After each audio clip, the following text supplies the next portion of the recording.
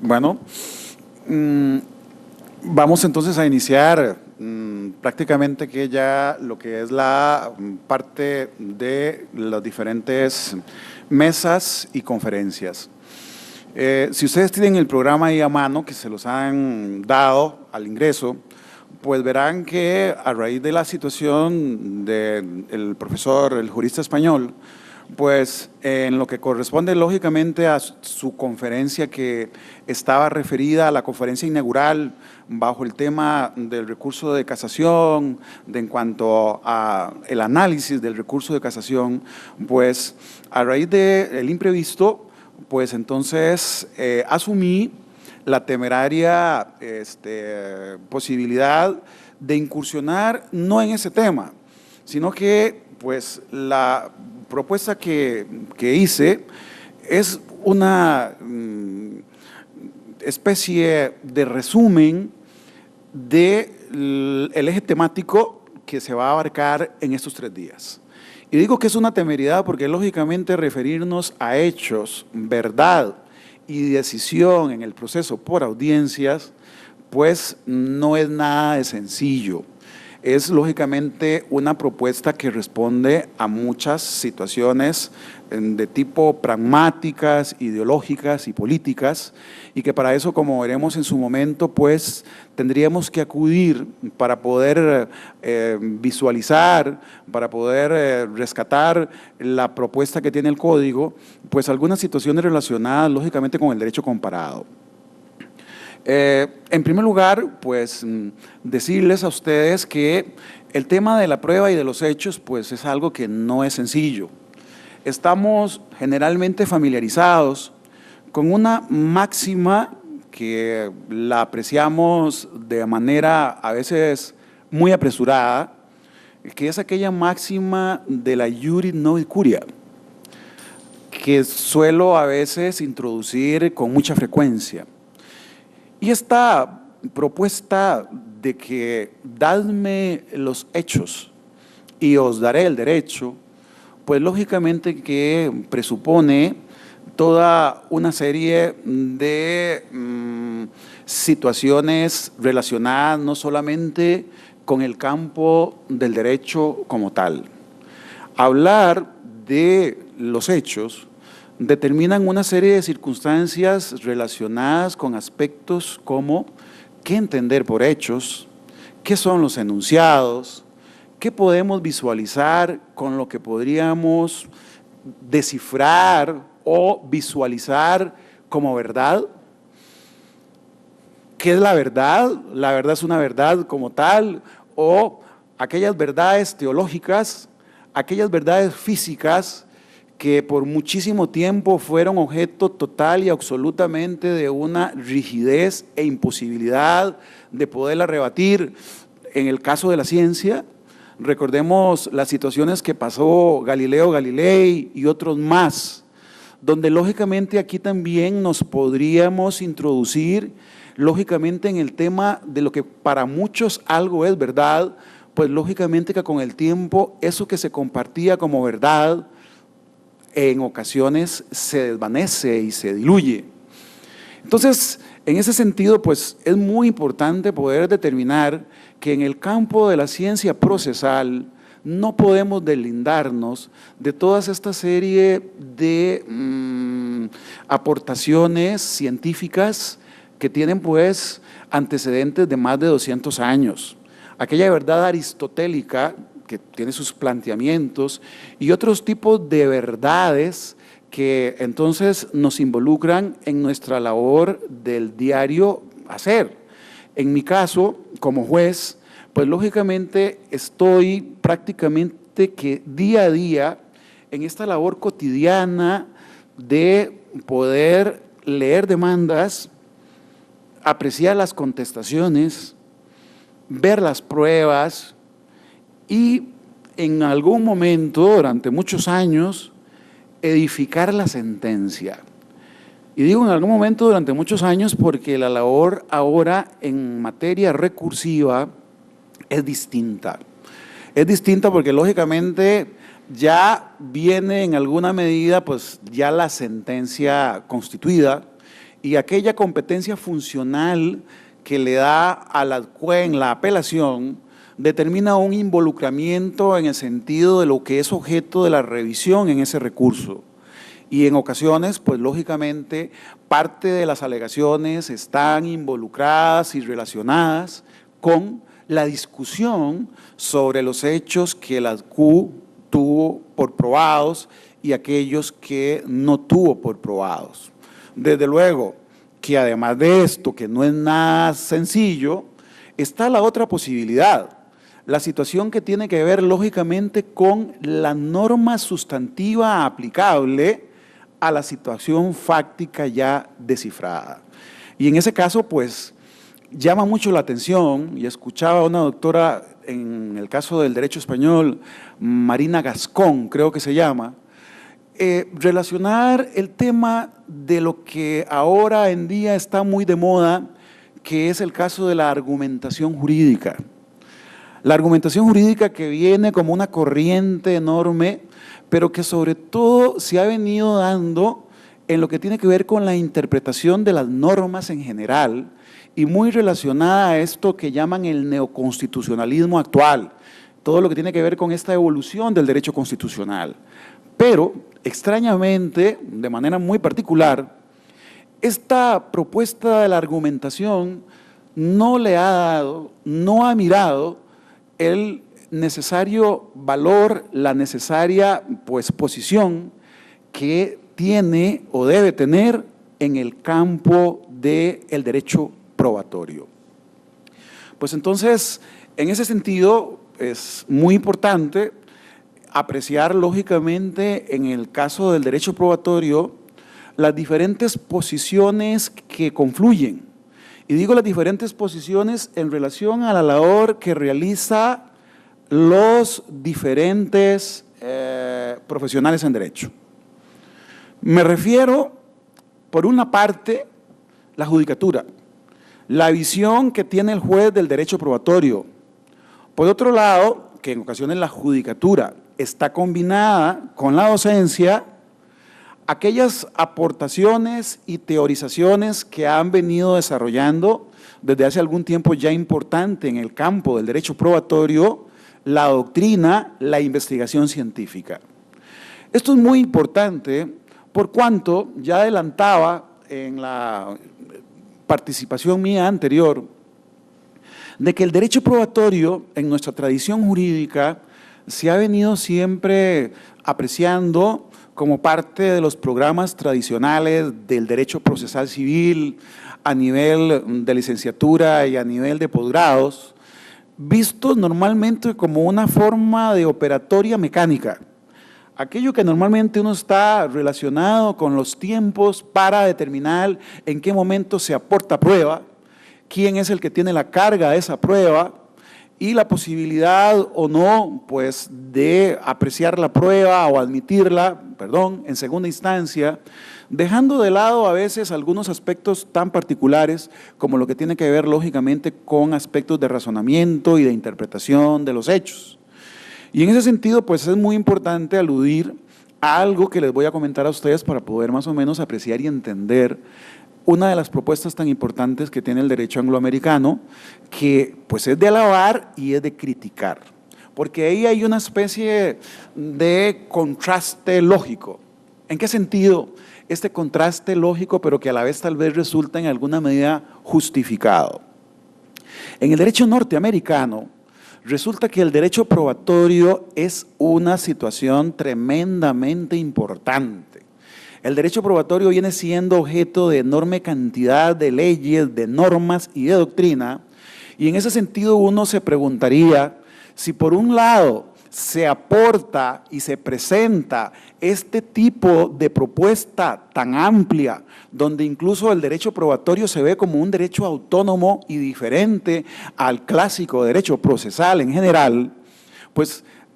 todo este esfuerzo, toda esta propuesta nos deja pues una sorpresa muy interesante. ¿Y cuál es esa sorpresa? Que quien resuelve en el derecho del common law lo es un jurado. Y el jurado llega a la decisión sin decir absolutamente nada de las razones o motivos de esa decisión.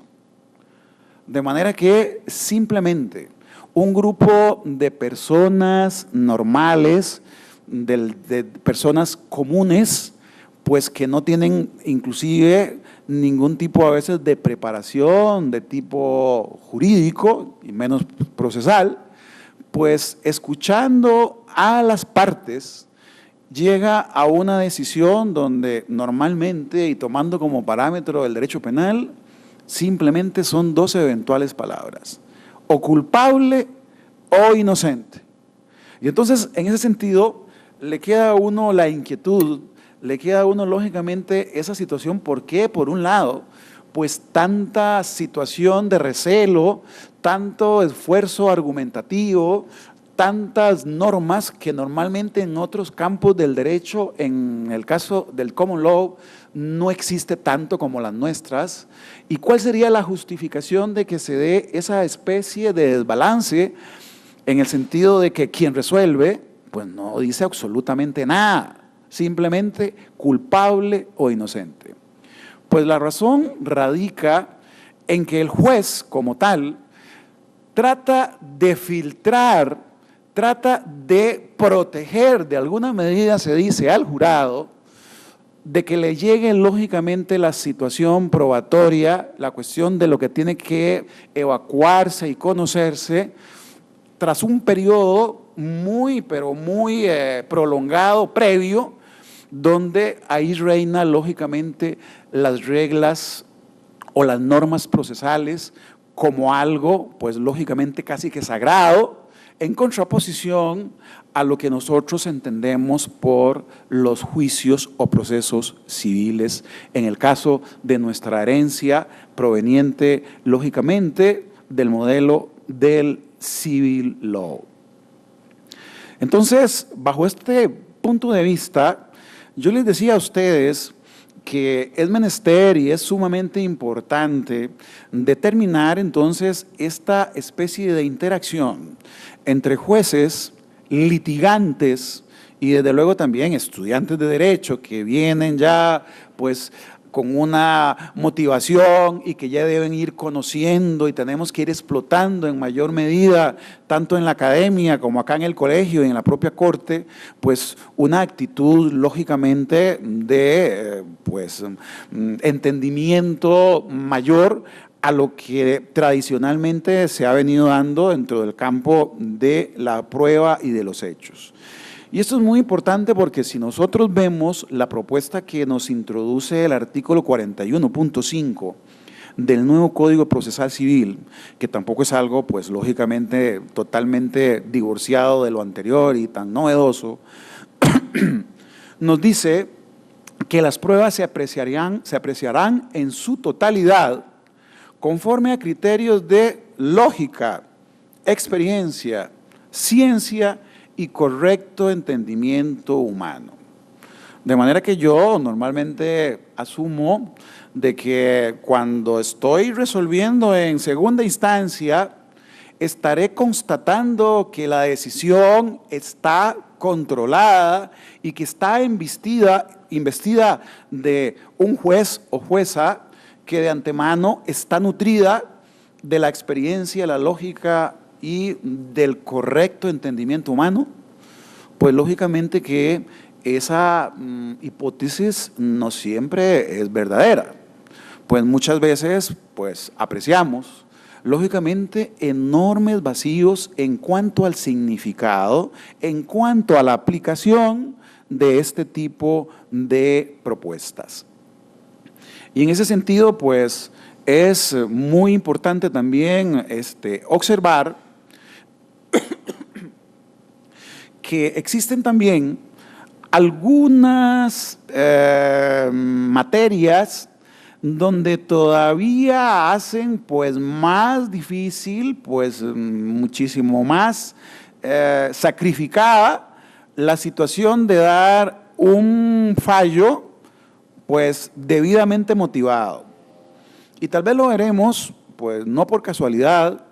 en este día, en horas de la tarde, en el tema ahí que les estoy transmitiendo de la prueba en el derecho de daños. Es sumamente complicado, pues, partir de una propuesta alejada de una especie de comodín argumentativo en el derecho en cuanto al daño moral. Normalmente, ya sea en materia penal, en materia civil y en materia contencioso administrativa, cuando nos referimos lógicamente al daño extrapatrimonial o moral propiamente dicho, independientemente de sus diferentes tipos de crítica o acepciones que podamos aceptar, pues en 4 o 5 palabras de verdadero comodín argumentativo decimos que fijamos por concepto de daño moral de acuerdo a la lógica, a la proporción y a la experiencia la suma de 20 millones de colones. Pues eso simplemente es un saludo a la bandera, porque ¿qué tiene el juez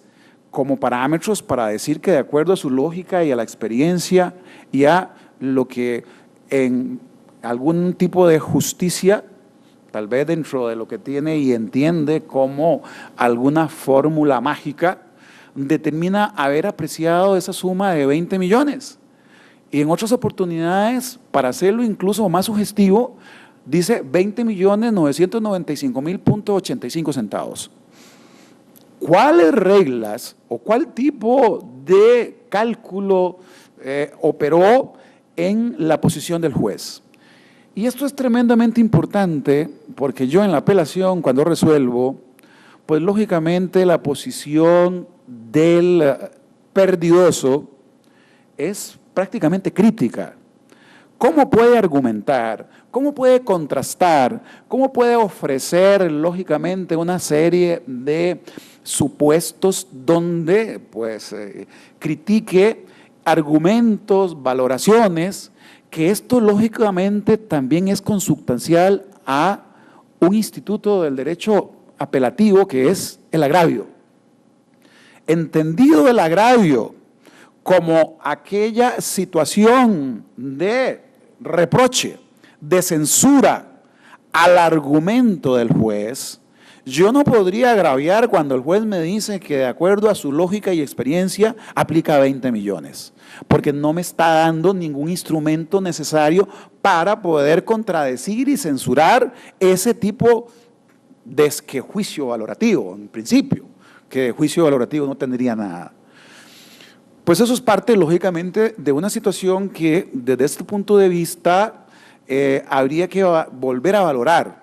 habría que replantearnos, y ahí en lo absoluto yo protejo y no critico a la posición muchas veces de los jueces, porque es parte de esta serie de apotemas tradicionalmente convertidos en verdaderos cánceres argumentativos, ¿no? Prácticamente en ese tema, pues es muy difícil poder introducir esa serie de controles. ¿Y por qué hablo de esa serie de controles? ¿Por qué? Porque la decisión de un juez, por algo se llama poder judicial, que ahora a veces se critica mucho que se habla de poder judicial porque nos estamos ubicando a veces en un planteamiento excesivamente de tipo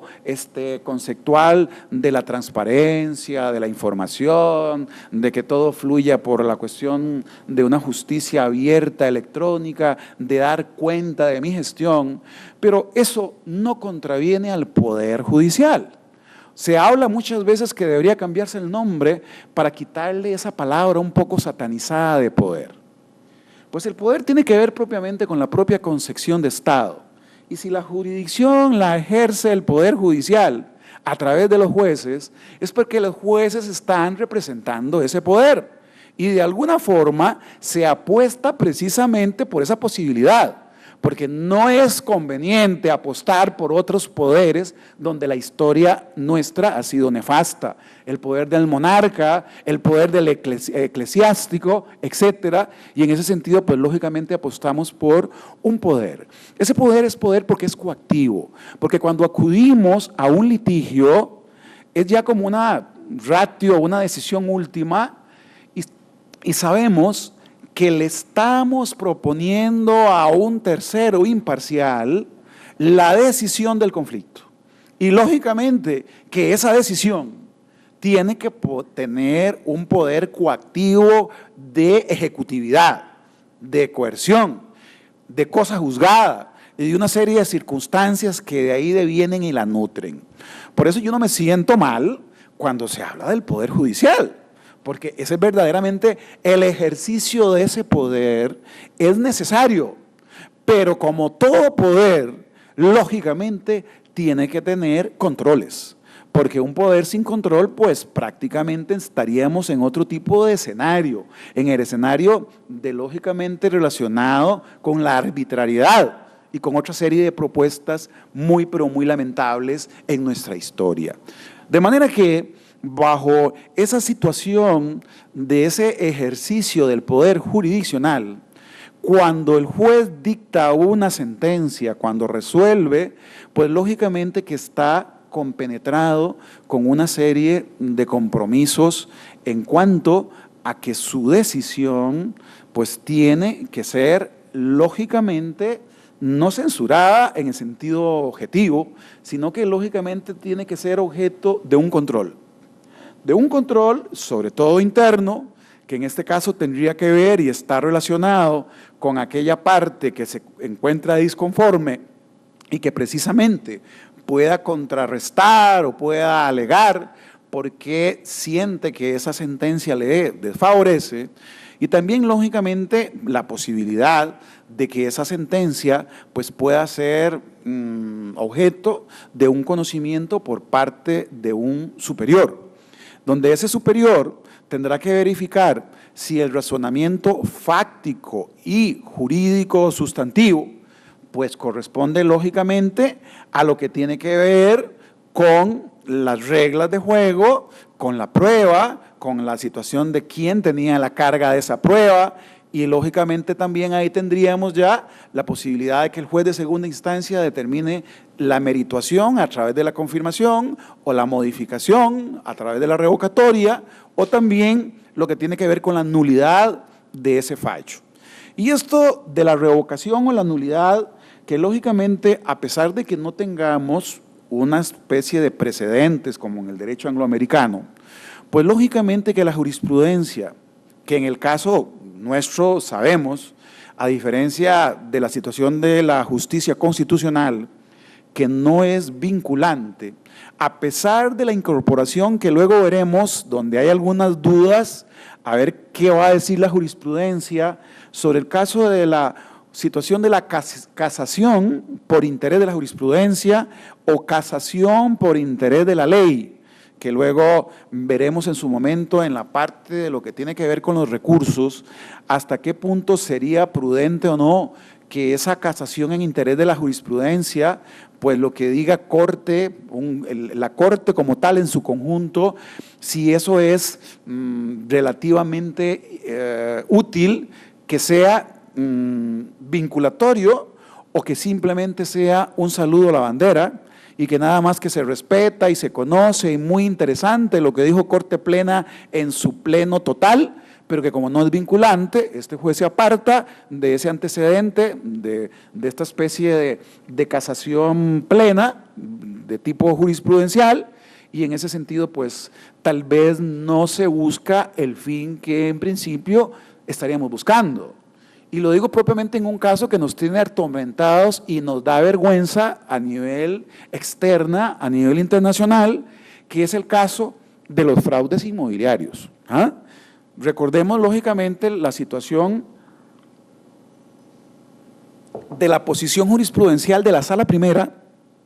referida a la protección del adquirente de buena fe, quien adquiere conforme al registro, conforme al derecho registral, un derecho de propiedad que lógicamente está determinado por las reglas de la inscripción y donde hay un registro que es objeto de consulta necesaria y forzosa por parte de la parte y el notario, valga la redundancia, para poder determinar la situación registral de esa propiedad. y de esa forma tomar la decisión respecto al acto o contrato que se vaya a hacer. Y por otro lado, la posición de la sala de lo penal, la sala tercera, que determina lógicamente una protección absoluta, total y de manera absoluta a favor del verus dominus, a favor del dueño que aparecía inicialmente como tal. Esta situación lógicamente no es nada sana en una administración de justicia donde la previsibilidad, donde la seguridad jurídica, a pesar de que no está incrustada como un principio constitucional, esta seguridad jurídica es un valor enormemente importante en un Estado de Derecho. Entonces, en ese sentido, pues apostar por una justicia camaleónica, donde tiene un color dependiendo del interés que se esté protegiendo como litigante,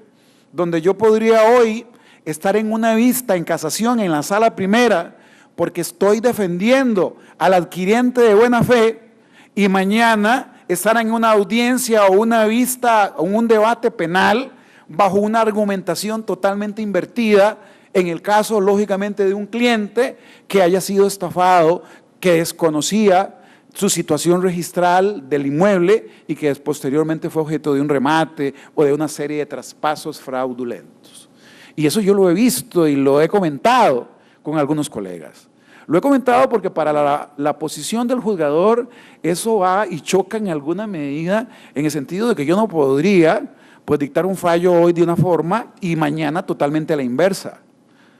Pues para el litigante, lógicamente, que está de hecho la protección de su cliente.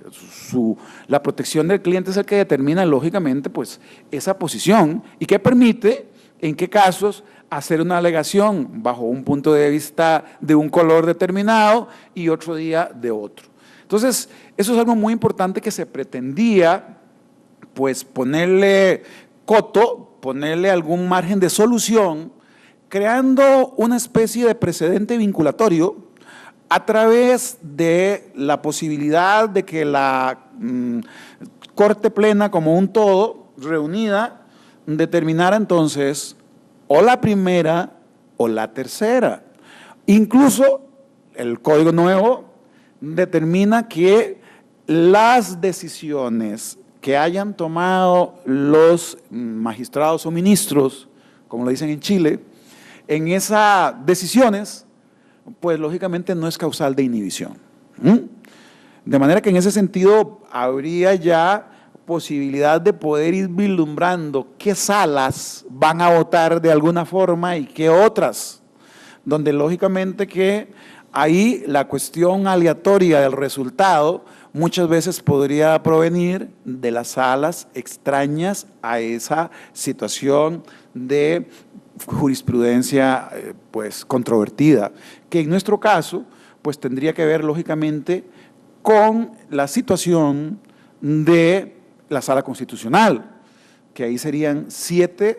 y tendrían lógicamente pues una posición sumamente importante en esto. Entonces vean ustedes que en el tema de tipo recursivo, que muchas veces tendría que ver con aspectos probatorios, pues en ese sentido es muy importante lo que tiene que ver lógicamente con la seguridad jurídica, con la previsibilidad, y donde muchas veces algunos jueces, por temor a la revocación o a la nulidad, pues aunque a veces no esté muy convencido,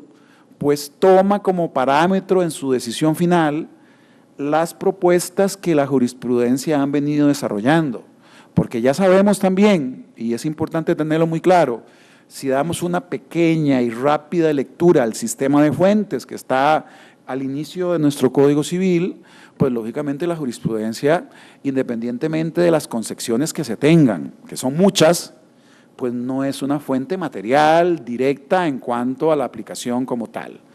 Pues a pesar de eso, pues sí tiene un valor sumamente importante desde el punto de vista de la práctica, de cómo funcionan, pues lógicamente, estos planteamientos de la jurisprudencia. Entonces, retomando nuevamente la situación relacionada con los hechos, y con las pruebas y con la decisión. Hay que insistir entonces, para no cansarlos mucho, de que tiene mucho que ver esto también entonces con el derecho comparado. Y solamente para decirles en el caso del common law, porque es muy importante determinar que en alguna medida cuando se apuesta por un proceso, por audiencia, donde la inmediación es prácticamente la parte más importante, las alegaciones en el momento, a la vista del juez, hay cierto parentesco con el modelo angloamericano en cuanto a esa situación tan particularmente determinante en cuanto a los argumentos. Y en esto es muy importante, ¿en qué sentido? Es muy importante porque lo relacionado a lo que tiene que ver con las alegaciones y con las pruebas, pues aquí también hay que partir de algún tipo de figura, como es la oratoria, como lo es la persuasión, donde lógicamente no necesariamente es algo cierto por el hecho de la forma de transmitir el litigante sus apreciaciones de sus argumentos. Y en ese sentido la retórica, la persuasión, pues es parte de las reglas de juego, pero muchas veces el que habla muy lindo, el que trata de ser verosímil y convencer al juez, a veces no me está transmitiendo esa realidad que no está ahí.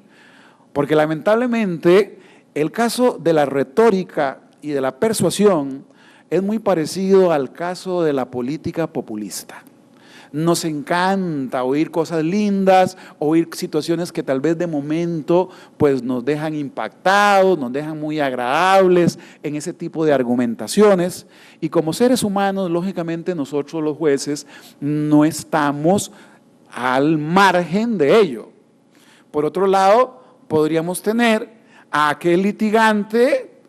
que tiene pues un grado de conocimiento muy grande tal vez de los hechos y del derecho, pero que el todo pues contrasta con la brillantez retórica del contrario. Y en ese sentido lo vemos muy, pero muy evidente en modelos adversariales, que desde luego no es el nuestro, pero sí digo que se está buscando un modelo de inmediación. Y el caso de la retórica y de toda esta serie de dramatizaciones y teatrales, pues no estamos del todo vacunados, y eso es válido, eso no es prohibido. Incluso en muchas universidades y en diferentes academias, y acá mismo en el colegio, estoy apreciando que se están dando cursos, lógicamente, que tiene que ver con esto. Y es una forma pues muy saludable, muy interesante, pero que no necesariamente en el caso del juez es siempre el que habla más bonito el que tiene la razón. Eso es algo muy importante, porque en este tipo de situaciones, pues lógicamente tendríamos que determinar que la impresión, la verosimilitud que uno tiene no necesariamente responde a lo que uno podría buscar y tener por verdad dentro de lo que es el proceso. Esa verdad que yo apuesto por una verdad que tendría que estar en relación con una verdad a veces probabilística, con una verdad que lógicamente desde el punto de vista de lo que tradicionalmente a veces en otros campos se habla de esta verdad relativa. ¿Por qué es relativa? Porque lo que se da en el proceso son enunciados. Son enunciados, son propuestas fácticas, donde lógicamente esos enunciados pues son llevados a la audiencia a través de algunos medios de prueba. Y el enunciado no siempre podría ser una verdad absoluta, porque ese enunciado está sujeto a una serie de variables de tipo lingüístico. El lenguaje pues muchas veces nos puede llevar a cierto tipo de contrasentidos o de contraargumentos o de situaciones que a veces no nos ofrecen armas importantes, o a veces sí. Tiene que ver lógicamente también esto del aspecto del enunciado, de la narración, con situaciones que tienen que ver con aspectos relacionados a la situación directa o indirecta de ese enunciado. Y aquí apreciamos aquello que normalmente hablamos de la prueba indirecta por referencia del testigo, y donde algunos ordenamientos como el angloamericano es tremendamente sancionatorio o muy al margen de ello. Acá le damos cierto valor, y en ese sentido siempre es importante determinar en algún caso particular lo referente también a lo que entendemos por indicio. El indicio, yo considero que aunque en el código me parece, y quien ahora pueda corregirme, no está contemplado de manera expresa, a como sí lo estaba o lo está en el actual código, pues el indicio lógicamente que es una forma de probar, es un medio de prueba, es un conocimiento que nos lleva para llegar a otro conocimiento. Y en ese sentido, pues, partir de que el indicio deja de tener aplicabilidad o ya no opera, pues yo creo que eso, pues, en alguna medida es un poco fantasioso y no podría tener, lógicamente, alguna justificación de que desaparezca. Para eso son muy importantes los planteamientos que en América Latina, en este tipo de prueba, nos ofrece Jairo Parra aquí en Colombia, donde tiene varias publicaciones en ese sentido. Y para ir ya terminando un poco la situación que venimos comentando en estos temas tan particularmente complejos, es muy importante tomar en consideración que en algunos litigios lógicamente vamos a encontrarnos con esas dificultades tan grandes entre enunciados o narraciones totalmente contradictorias una con la otra. Cuando tenemos por un lado una propuesta de tipo narrativo de que algo es de color negro y la otra propuesta totalmente más o menos coherente y en una proporción muy similar de que la situación es de color blanco. Y en ese sentido, pues lógicamente nos llevan a poner especial atención a que en ese acto final del proceso, que es la decisión, que es la sentencia, pues el juez tenga necesariamente que llegar a una decisión donde tendrá que acomodarse de acuerdo a sus argumentos a alguna de la versión de una parte o de la otra. Ya para ir finalizando, lógicamente que es importante tomar en consideración que entonces en el proceso no necesariamente podríamos aceptar o visualizar una verdad absoluta. Aquellas discusiones un tanto bizantinas sobre el tipo de verdad ya han ido quedando más o menos superadas. Y esto de la verdad, pues lógicamente también relativa, o aquella verdad narrativa que nos ofrece este tipo de situaciones y que nos da muy bien sus puntos de vista el doctor Tarufo, o aquella verdad como correspondencia relacionada lógicamente a la situación de la coherencia narrativa y que tiene algún margen de verificación más o menos formal con la prueba,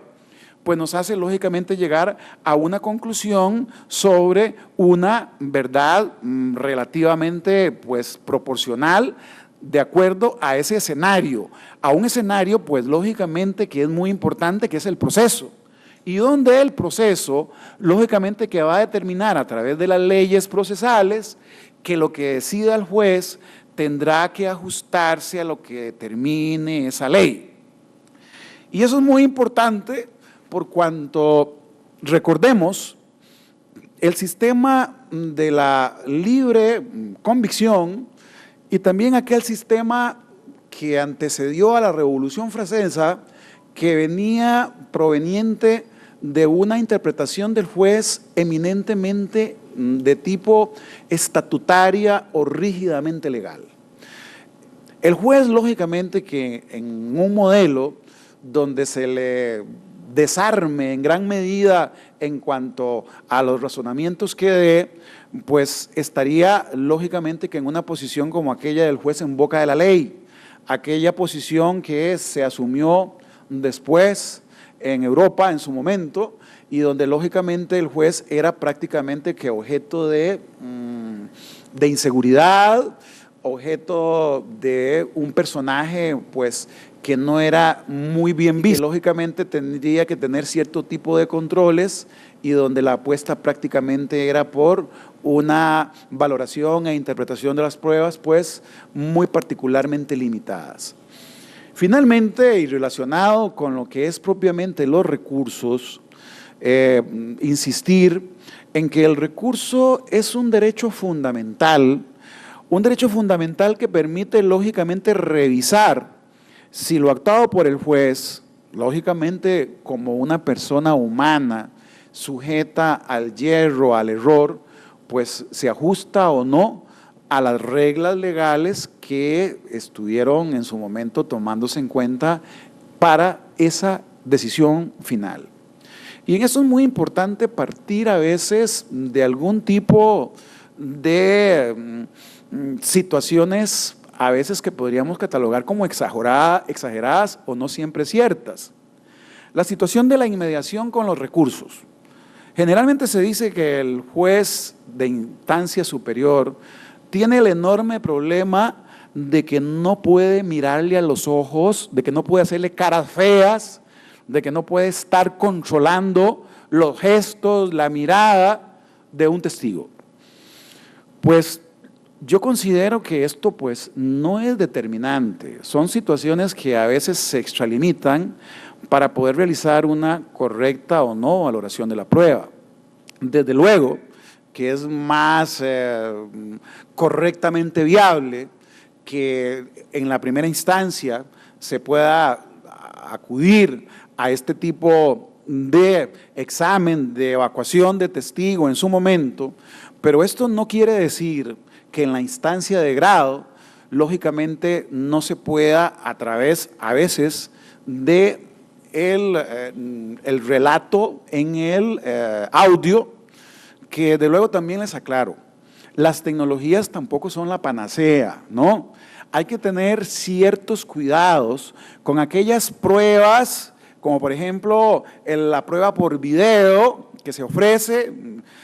Eso está sujeto lógicamente a algunos sesgos, a algunas situaciones que no necesariamente es algo como una reproducción exacta e inmediata y de donde nos está sacando de aquella propuesta donde el juez lógicamente va a tratar de visualizar los hechos que sucedieron. Las narraciones son normalmente pretéritas y el video pues no nos lleva necesariamente a una situación actual, exacta y visualizada en el video. Tal vez en un partido de fútbol normalmente sí lo ve uno y sobre todo con ese apasionamiento con que lo está viendo. Pero en el caso de la prueba, por videos, por esta cuestión del aspecto que normalmente se presentan en ocasiones, pues desde luego que es muy importante, pero no necesariamente determina que eso pues se está reproduciendo de manera exacta, nítida, absolutamente igual, conforme a lo que representa lo sucedido. Eso es algo muy importante a tener en consideración. Y también, lógicamente, el problema de las cuestiones tecnológicas pues nos ofrecen problemas muy serios, a veces en el caso del audio, en el caso de la imagen, que no siempre están en muy buenas condiciones. Y en ese sentido, pues, les reitero que un juez de la instancia, un juez de grado, un juez de apelaciones, pues es válida la posibilidad de poder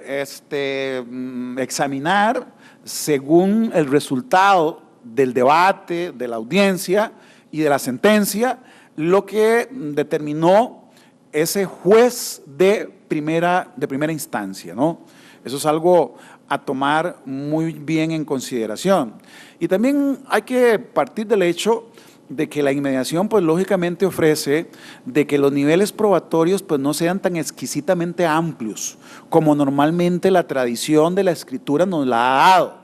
Y digo exquisitamente amplios porque lógicamente que la autosuficiencia productiva de prueba en el proceso escrito pues genera muchísimo más confort, eso hace que el proceso sea más largo, pero le da una serie de prerrogativas de sustanciación, considero yo, más grandes. En el caso de los procesos de la inmediación, hay que partir lógicamente de algunas situaciones que la tradición de este sistema ofrece. ¿Y cuál es? Que lo que llegue a la audiencia normalmente sea ya lo necesario, lo básico, y en ese sentido es muy importante por cuanto un proceso por inmediación donde se aturugue de información y de una cantidad enorme de prueba, pues esto contrasta precisamente con ese modelo. Yo no puedo en una audiencia que normalmente está predeterminada para un día o para algunos más,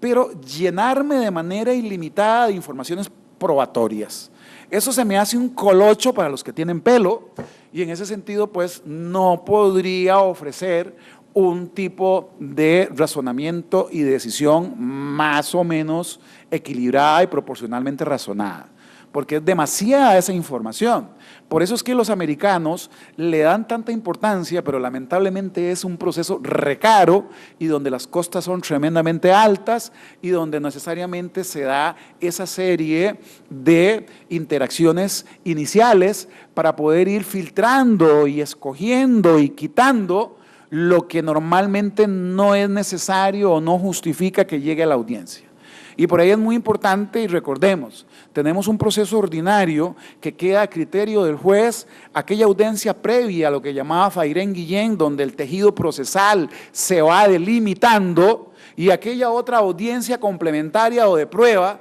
que como decimos en Latinoamérica sería ya en el campo la carnita, lo necesario, lo válido y lo que se va a tomar en cuenta para la decisión definitiva.